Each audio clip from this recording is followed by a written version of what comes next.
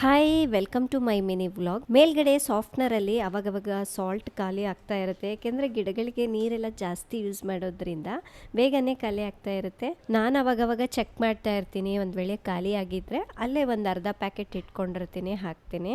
ಇನ್ನು ನಿನ್ನೆ ಮಳೆ ಬರುತ್ತೆ ಅಂತ ಹೇಳ್ಬಿಟ್ಟು ಗಿಡಗಳಿಗೆ ನೀರೇ ಹಾಕಿರಲಿಲ್ಲ. ಇವತ್ತು ಸಿಕ್ಕಾಪಟ್ಟೆ ಬಿಸಿಲಿದೆ, ಹಾಗಾಗಿ ಫಸ್ಟ್ ನೀರು ಹಾಕ್ಬಿಟ್ಟು ಈಗ ತಿಂಡಿ ರೆಡಿ ಮಾಡಕ್ ಹೋಗ್ತಾ ಇದ್ದೀನಿ. ನಮ್ಮಿಬ್ಬರಿಗೆ ಇವತ್ತು ಮಿಲೆಕ್ಸ್ ಚೂರ್ಣವನ್ನ ಮಾಡ್ಕೊಳ್ತಾ ಇದ್ದೀವಿ. ಇದರಲ್ಲಿ 30 ನ್ಯಾಚುರಲ್ ಇಂಗ್ರೀಡಿಯೆಂಟ್ಸ್ ಹಾಗೆ 18 ಆಯುರ್ವೇದಿಕ್ ಹರ್ಬ್ಸ್ ಇದೆ.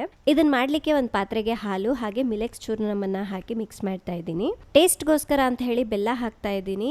ಗಂಟುಗಳೇನು ಇಲ್ದಲೆ ಕುದಿಸ್ಬಿಟ್ಟು ತಣ್ಣಗಾದ್ಮೇಲೆ ಲೋಟಕ್ಕೆ ಹಾಕ್ತಾ ಇದ್ದೀನಿ. ಇದರಲ್ಲಿ ವಿಟಮಿನ್ಸ್, ಮಿನರಲ್ಸ್ ಮತ್ತು ಮೇನ್ ಆಗಿ ಆರೋಗ್ಯ ಅಮೃತ ಚೂರ್ಣಂ ಇದೆ.